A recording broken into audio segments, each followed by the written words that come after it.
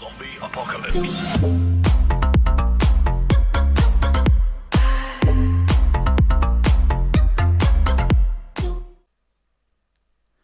Boys and girls, the circus has arrived finally in my roster tactic help videos.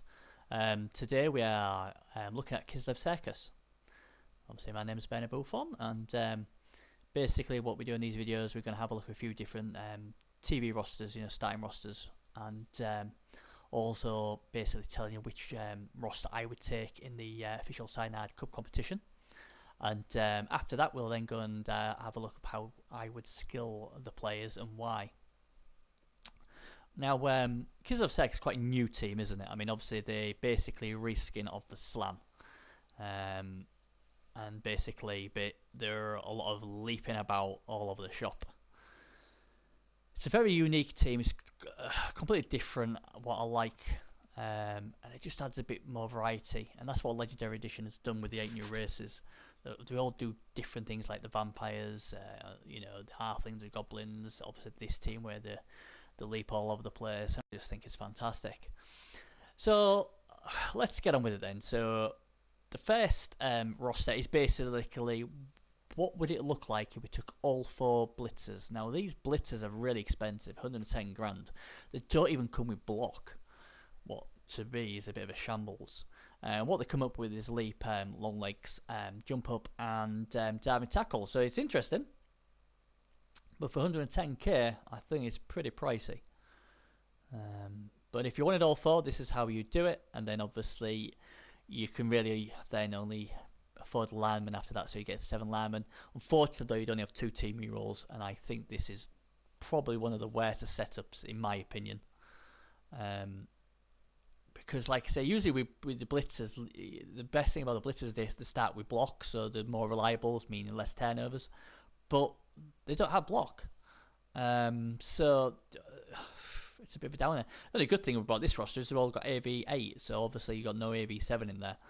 But you can't afford an apothecary. You only have 2 team rolls. Yes, you've got 40 grand in the bank, so after 1 game you should be able to get yourself an apothecary. But yeah, the only way you take this roster is if you absolutely must have all 4 Blitzers. Right then, the second one. Let's have a look. So this one's has a bit of everything. I think this is a really nicely balanced setup. You've got your 3 team rerolls, so that's good. That's better than obviously the first roster we had to look at. And importantly, you got your apothecary as well. You have 2 Blitzers to start off with, 2 catches, what in my opinion are just fantastic. Definitely the best piece in the team. And then again, you've got 7 Landmen. The way I look at the Kislev Circus is they're a running team first. They go up the pitch, run it, and then these bad boys jump over the opposition on a 2+. I really like this setup. It's as best as balanced as you're going to get, in my opinion. Because then you obviously can try and skill up your 2 Blitzers, you work on these 2 catches, get these sorted first, then start buying extra positionals when you've got these guys there skilled up a level or 2. And then you got obviously 7 linemen there. The only bad thing about this the build, you have no money in the bank, but when you look into it, you've got 2 of each there. You've got 7 linemen, and then you've got 3 rerolls and 1 apothecary. I think this is a fantastic value roster. Now then, so we had a look at the 4 Blitzer roster. Here's the 4 catcher roster. So obviously you got your 4 catchers in this build. You can afford a Blitzer, and also if you've noticed, you've got the 3 rerolls and the apothecary. So this is very nice here. Got 10k in the bank. The only issue with this build is you have 4 strength 2 pieces, and they're all AV7. So it's going to be a lot harder on defense. And yes, you could leap into a cage on a 2+, but again, it's a red dot block with no skills, unless you're going skink hunting or goblins or something like that. You got your Blitzer there. So I prefer this roster to the first roster, but again, I think this early doors, do you really need 4 catches this early on? But you know, like I say, it's good that you have the apothecary because you probably will need him. Now then, the fourth roster has a bear because everybody likes the bear, apparently. When I looked at my reviews and on the Kislev, I really don't see, apart from it looks awesome, why I'd have a bear, because they're so expensive. 140k to start off with. You do get 3 rerolls in this build, so that's good, but unfortunately you couldn't afford the apothecary. You've got 2 blitzers but no catchers, and you've got 8 Landman. I don't know. I just, if you want a bear, this is probably the best way to go about it. If you wanted a catcher in your team, you could drop a blitzer and put in a catcher instead. So then you have 1 of each, and then obviously you got all your Landman there. But again, I mean, the bear looks so cool. I do like the looks of the bear. It does look absolutely fantastic. But I just don't think I'd start off with one. But I've done a roster to show you what he'd look like if you bought a bear in it. And then finally we have this roster, and this is one where I've got the extra team reroll in it. So you got your 2 blitzers, 9 Landman, and your 4 team rerolls.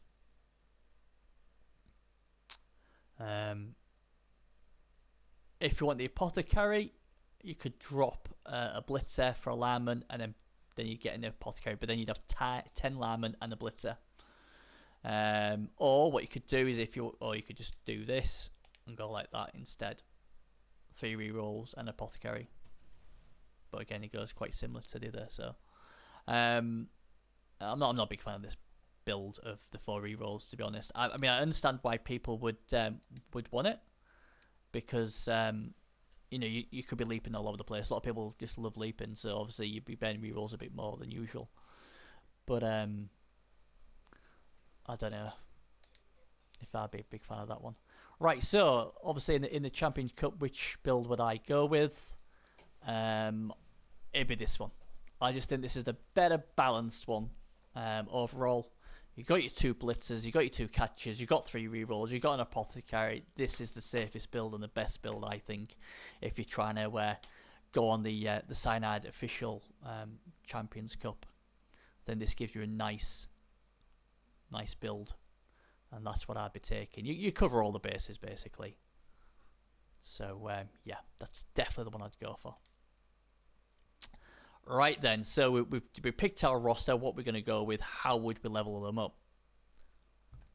Here we go. Now when I was looking at this and obviously seeing videos, you know, seeing how they play and everything like that, it is a bit of I was scratching my head a bit, to be honest, because I sort of like 1 or 2 builds and that was all I liked, but obviously I had to pick other different builds just to show you what you can do with them. Like I said, I look at this team as a running team, but I also see potential in using them to like frenzy pieces off the pitch, because obviously with having leap and stuff like that, they can leap over defenses. If someone's, you know, parked near a sideline, you could quite easily blitz them off. But anyway, like I said, so running.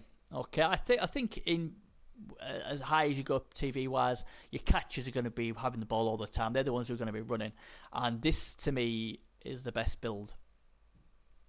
You get them blodged straight off the bat to protect them, and then I'd get them sure feet and sprint, because basically that then gives you a more reliable movement 10. 7 plus your sprint obviously gives you 3 GFRs with your sure feet, and hopefully you've got a reroll banked as well, so you know, very safe, as safe as you can get it.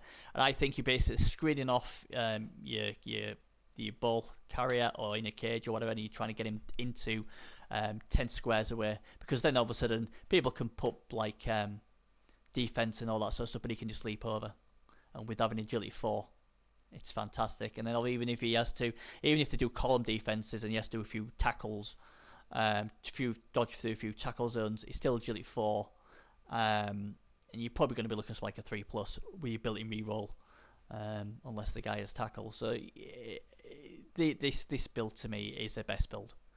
I wouldn't look anywhere else apart from this build if he's going to be ball handler. Other skills you could give this guy after this is show hands. That's what I'd give him next.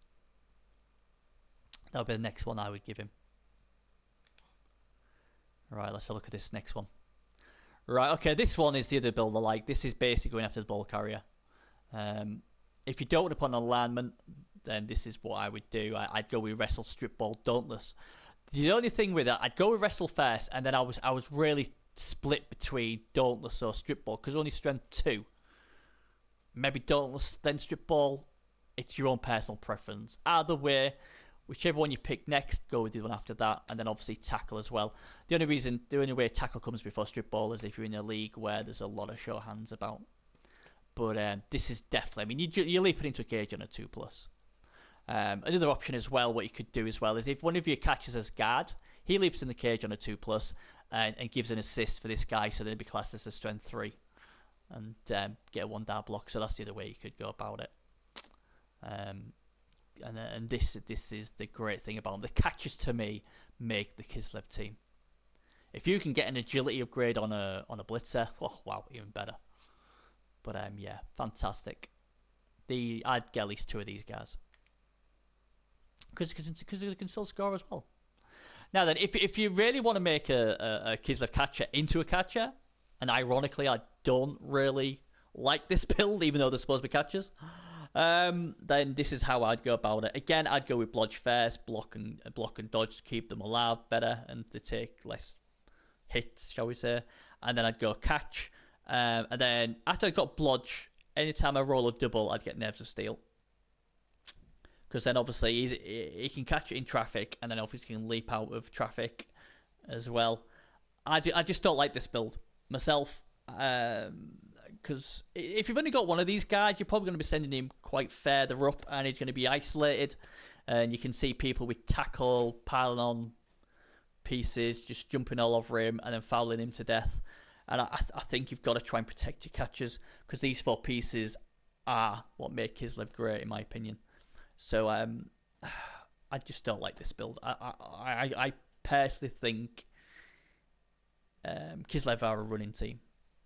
People might not agree with me, but I wouldn't have this build. But if you do want a really good catcher, this is the way I'd go about it. Right, okay, the final one I want to look at, it's a bit out of the box. This is the guy who goes round basically trying to blitz people off the pitch. Probably better with a Blitzer or a Landman, I get that, because these are only strength 2. But you are jumping over on leaping on a 2+, and that's what I like about it. So first of all, I would start with Juggernaut, because obviously this is the guy you'll be blitzing a lot with, and obviously then I'd go with Frenzy, because obviously Juggernaut, that ignores stand firm, fend, and wrestle. And you know what I mean, this sort of play could catch a lot of people out. If people, especially novices who are just learning the game, you could really catch a lot of people out on this. Because they'll be like screening off their play, thinking, oh, he's nice and safe. Then you go jump over, boom, done again. And then obviously after Juggernaut and Frenzy, then I'd probably look at Dauntless, just so try and get the 1-dar block by himself. And then after that, I would then go with block. And people might say, well, why are you going for block when you've already got Juggernaut? Well, the point of the fact is for protection. And then I'd go dodge. Some people might go dodge before block. It's totally up to you. Because dodge obviously makes them a bit more maneuverable, so they can dodge out with tackle zones on a 2+. With a reroll, it's totally up to which way you want to go. The only build I haven't really shown you, in fact, let's see if I can just go back. Let's just get rid of this guy here. Alright, and we'll put another one in. Oh, didn't want to do that. We'll buy him, and we'll confirm him. And if you're going to go down the blitz, the frenzy route, and trying to like frenzy players off the pitch, then you want one of these guys. And let's have a look. It does require a double, and you want this. You want guard,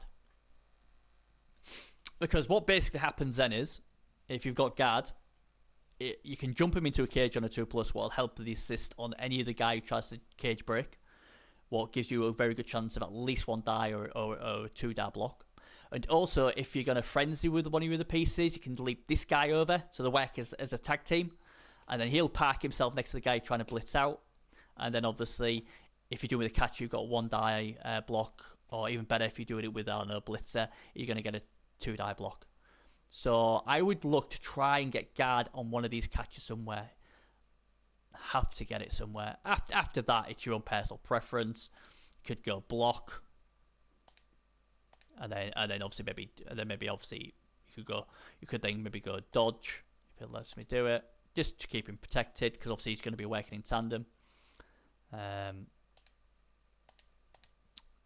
then you could start making him like the other build, like the runner build. Or you could possibly, if he's helping him tag team off, you could then add a side step, because obviously what he's doing is jumping in near the sideline. So the last thing you want is you don't want to be counter blitzed. So you maybe want to give him a side step instead. Stamp him to the thing, but obviously side step's just as good. So it's hard to show you without the pitch, but basically these two would work in tandem. So obviously he would jump in, he'd park himself next to the opponent, obviously 2 squares away from the sideline. Then this guy jumps in, blitzes the opponent, and get a push first dice, and then the second lot you push him out. And then again, I suppose, and that obviously you'd want to try and get this in there as well, wouldn't you, for this guy as well? But hopefully you'd have enough movement to get away from the sideline. But that's another thing you could probably go for. But that is a legendary player now. But it's just a case of mixing for your own personal preference. I'm just trying to show you another way, where you can use the leap into your advantage and trying to frenzy people off the pitch. So that's the catchers, and the catchers are the reason why I would play Kislev. I think they're one of the best pieces in the game by a mile.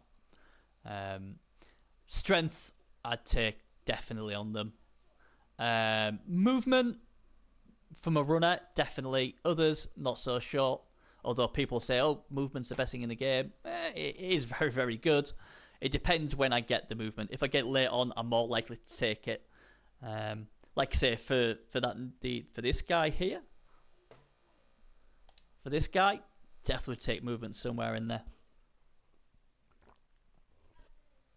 But I'm just having my drink, my cup of tea, as we go through the video. So, armor, I wouldn't take, really. If I did take armor, it'd be a really late skill. I just think you've just got to embrace the armor 7. It's just as simple as that. Agility, agility would be gorgeous. I'd definitely take agility. Although agility isn't as much needed on a catcher, because they're leaping about on a 2+ anyway. So a lot of times where people rely on dodging or going through tackle zones with a dodge, agility 5's really good. Where with these guys, a lot of times they can use the leap to get out of a bad position. But again, even though I'm saying that, I still would probably take the agility up, because it's agility 5, and then especially if it's on your guy ball handler, because then obviously if you can't run it in, you can try and pass it. So yeah, fantastic. Catchers, fantastic. Right then, let's go on to the blitzers. Now the blitzers, to me, you get 4 of them. I've tried to show it different ways. I think this build is definitely a build what's very good. I mean, I look at the blitzers as more of a defensive piece, and that's why they've got diving tackle and they've got jump up. I'd start off giving them block because you need reliability, and then it's a choice between sidestep and dodge. Do you want the extra protection? Go with dodge. If you want it to be a pain in the backside to the opponent, go with sidestep. Either way, whichever one you take first, take the next one after that. So if you go block, then sidestep, then make sure you take dodge afterwards. If you go dodge, then make sure you take sidestep after that. Tackle is what I take after that, because it works so well with diving tackle. So if you've got a bludgeon elf going by, obviously you use diving tackle, it tackles him the first time, but then he gets the free reroll, so he could leave, so he could then pass it, and you're left on the floor. Where tackle will make him at least use a reroll on that. So I think you need at least 2 of these built like this. Also, as well, obviously you can use them into a cage as well, and obviously with diving tackle there to pay in the backside, and obviously jump up's a nice skill as well. So I'd definitely look at having 2 of them. Now, if you want a killer, you can build them quite easily. The only problem is they are a lot more expensive to build because you don't start with block as a blitzer. So the first skill you need is block. So it takes you longer to get them where you need them. So I'd go with block, then go mighty blow, that's an obvious, and then piling on. Then frenzy, then tackle. I'd take frenzy before tackle, just so you got more chances. You're going to roll 4 dice, you know, if you do it right, with the assists. That's what I would do, and then go tackle last. I mean, you could go mighty blow, pile on, tackle, or mighty blow, tackle, pile on. You can work around it whichever way you want, basically. The great thing about this build is obviously you've got jump up. So if someone knocks you down and follows up, and they don't break your armor, then you know on a 2+, you're going to be able to get up and get a free shot on him. What's fantastic.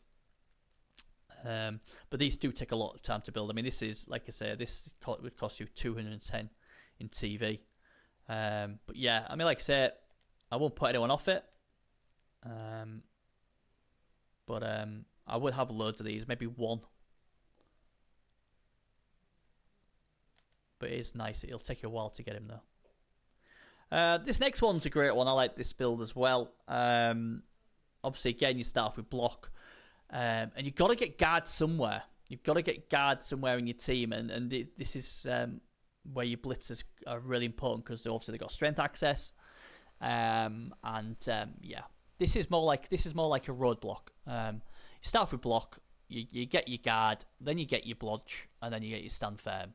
So basically, you know, if you want to cage up or you want to try and screen off one side of the pitch, these guys will obviously protect your ball carrier, and if they're not knocked down, they'll stay in place, and that's great because if the guard, if they don't get knocked down, they'll assist your other players. It'll work very well synergy wise with the rest of your Kislevites. And these sort of guys are paying the backside because what you got to remember as well, they've got diving tackle. So you could leap into a cage, sit him next to the ball carrier, and if they don't knock you down, then you know you did what they're going to do. They're going to dodge out the way with diving tackle. That's a -2, or they're going to have to just stand there and take it. And then if he's right next to the ball carrier and he's giving a guard, you can bring in another Kislevite, and he can leap in and with his assist maybe get 1-2 dice on the ball carrier anyway. So this is a really nice build. You need guard in your team. I don't class Kislevites as a big bash team, but you do need guard because you're going to be running the ball a lot. So this is a very good build. I'd definitely look at this build. Stand firm, yeah, it is a double. Oh no, it's not a double, is it? What am I talking about? Silly me. It's on to Blitzes now, so it's not even a double. So you can get this without a double.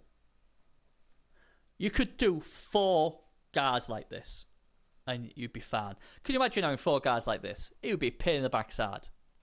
It really would, because you could, you know, you leap into a cage on a 3+, bang him in there. You could technically you could leap them all into a cage, wouldn't you? How crazy is that? Bump them all in, all the 4 spaces. What, 3? Bang one of these in.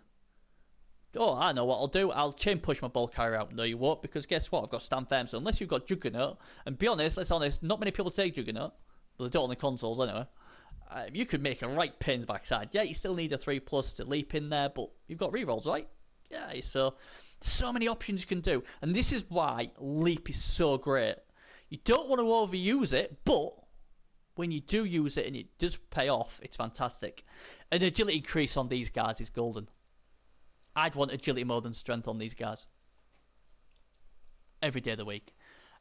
So this is a really good build. The pain in the backside to take out with them having blodge. They've got stand firm, so they ain't moving, and with the guard there as well, they'll keep assisting while they're there, basically, aren't they? So fantastic, love them.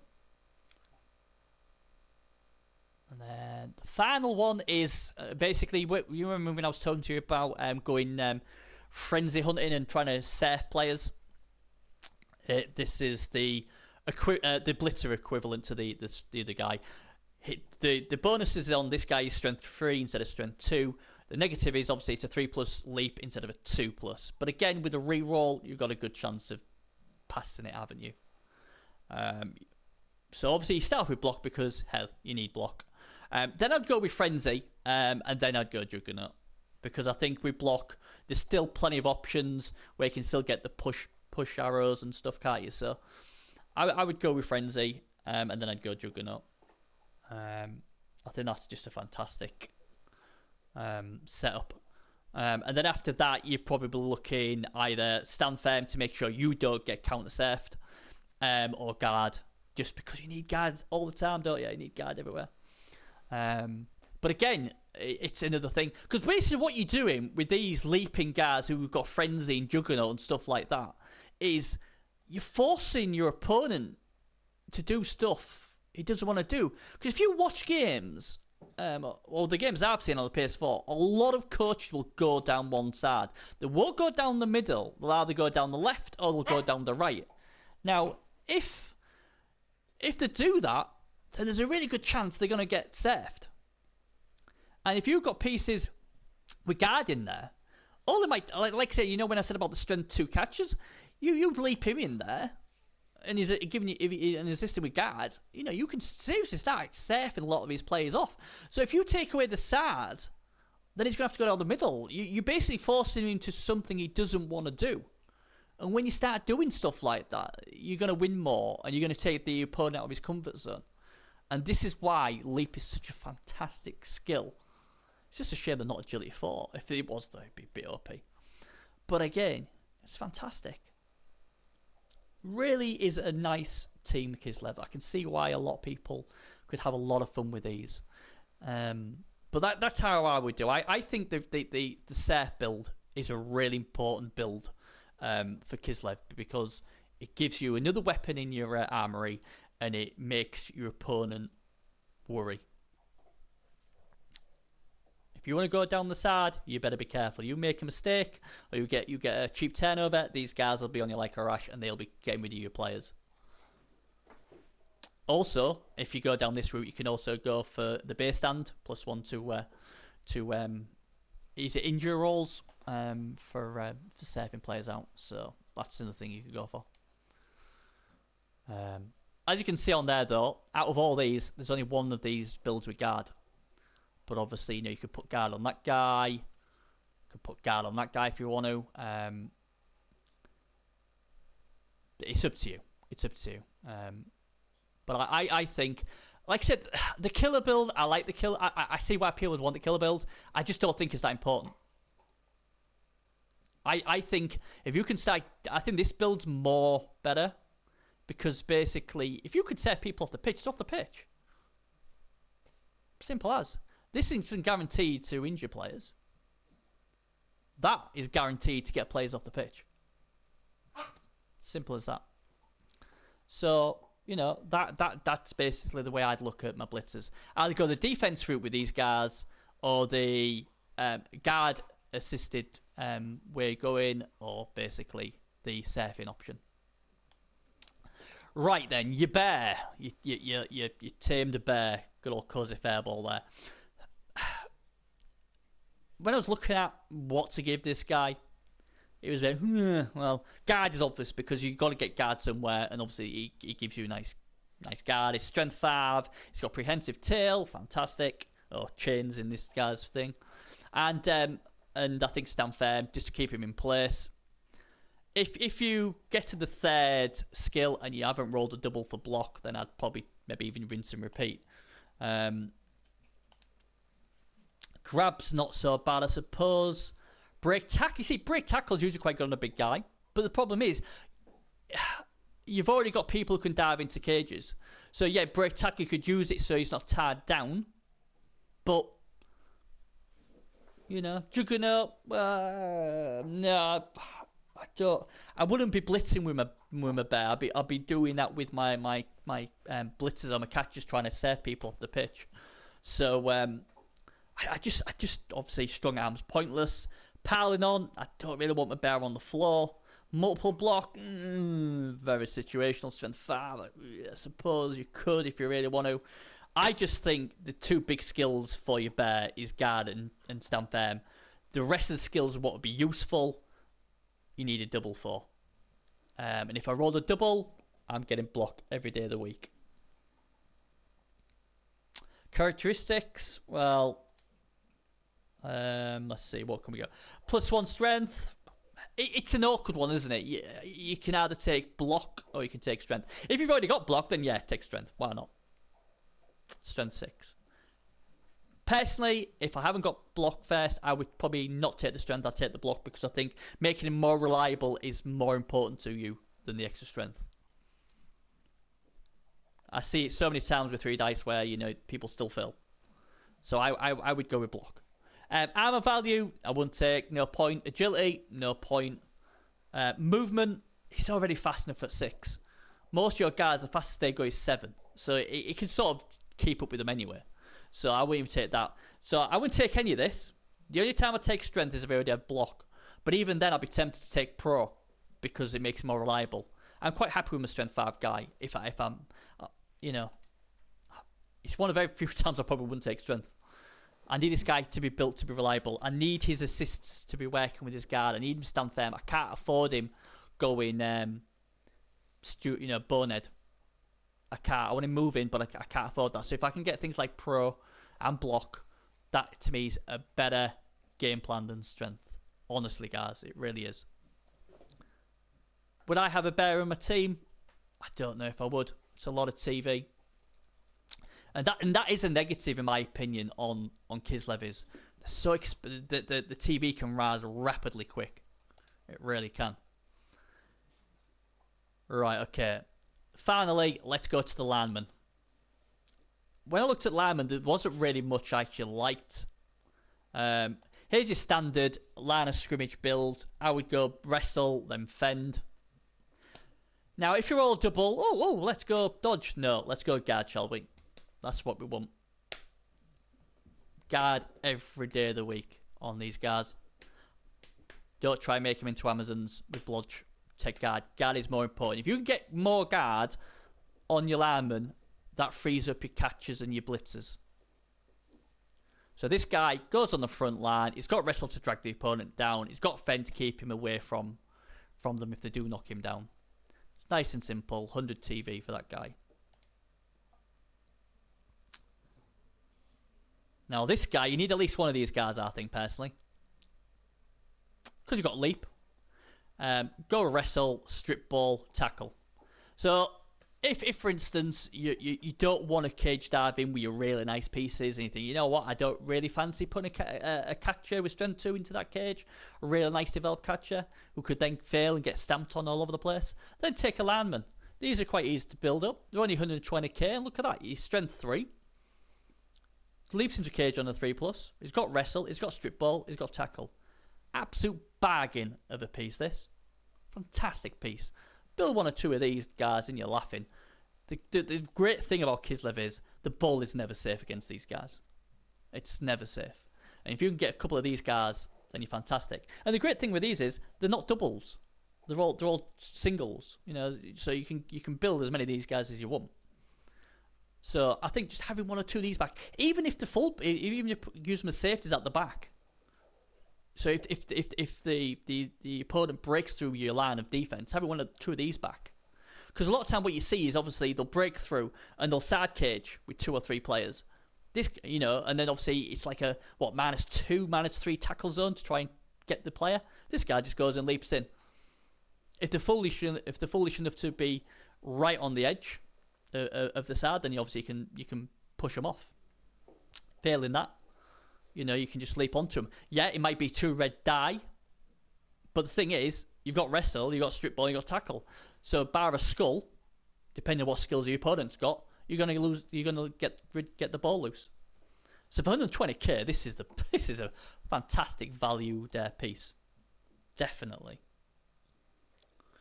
The other build, obviously, you need a double. And like I've said to you, every single lineman I get, even if it's the first skill, I roll a double, they're getting guard. I want as many of my linemen having guard. Simple as that. They get guard. Block's the other one.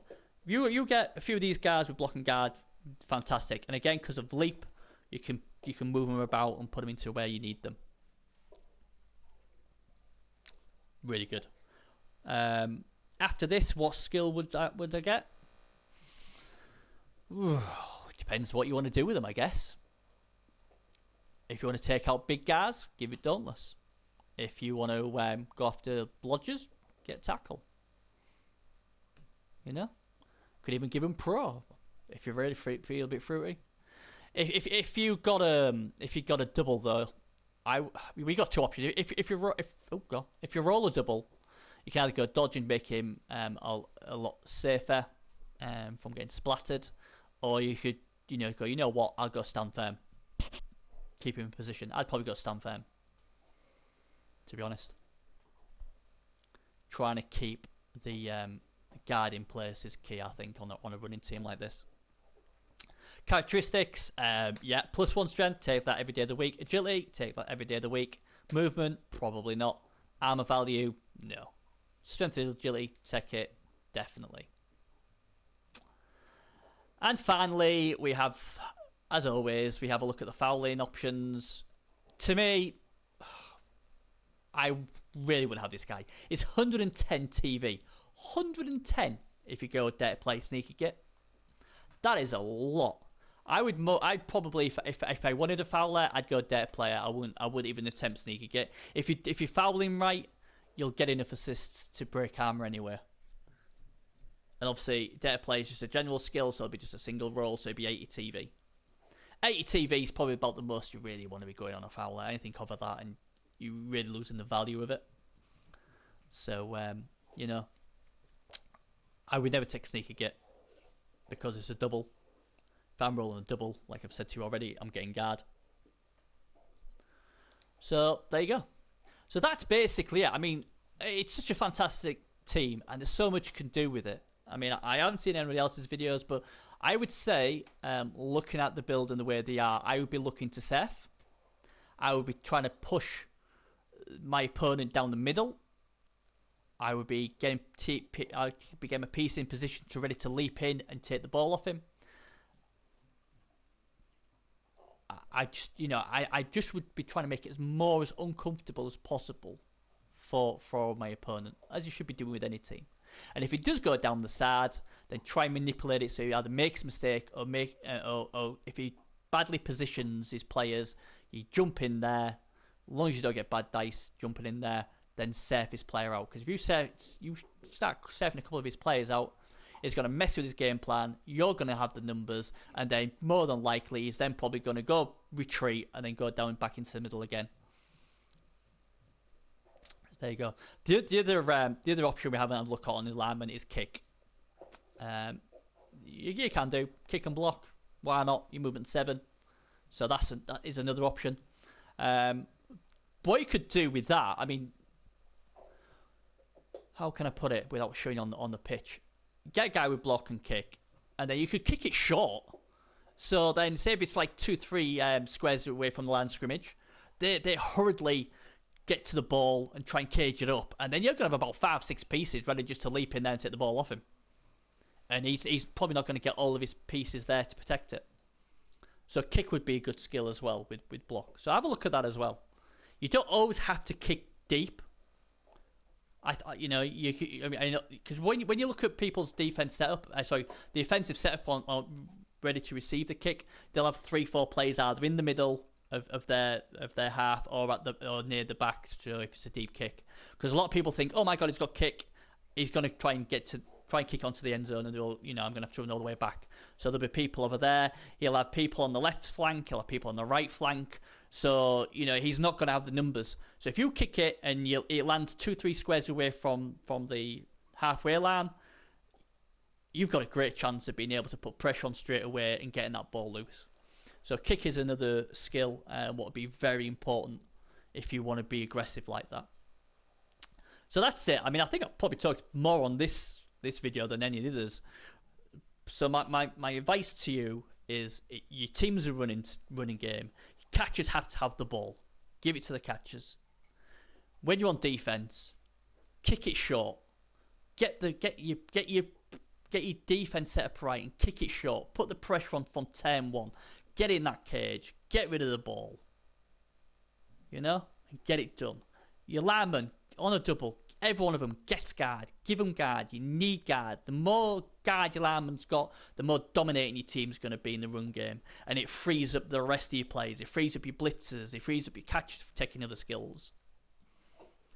So, Kislev, all about the pressure on defense. Getting rid of that ball. Making your opponent feel like, oh my god, this guy could take the ball off me anytime. Get some guard in there on your leapers. Well, they're all leapers, aren't they? Get some guard into that cage. Leap into the cage. Get the assist. Get the ball loose. If he screams down a side, get your Juggernaut guards in there. Get it up so you get a 2-down block in your favour and blitz that player off the pitch. Get the numbers. And if you've got the numbers, then you can start putting in your cheeky fouls if you wish. If you're taking a bear, don't take strength. Take block. Then take pro. Make sure he's got stand firm and guard. Guard's got to be kept in place on the running team. But there you go. I think I've rambled on long enough. So, hope you like the video. Like I said, please subscribe, because if you subscribe, you'll be made aware of all the other videos I'm doing. I'm going to do all 24 races on Blood Bowl on the consoles. And then obviously there's going to be various others. I'm going to be doing weekly TV shows of the Cyanide Cup competitions and private leagues on the Xbox and the PS4 as well. So like I said, if you've got any better ideas how to use them, leave a comment and I'll get back to you. And that's it. So thanks for watching, and I'll see you in my next video. Thanks again. Bye bye.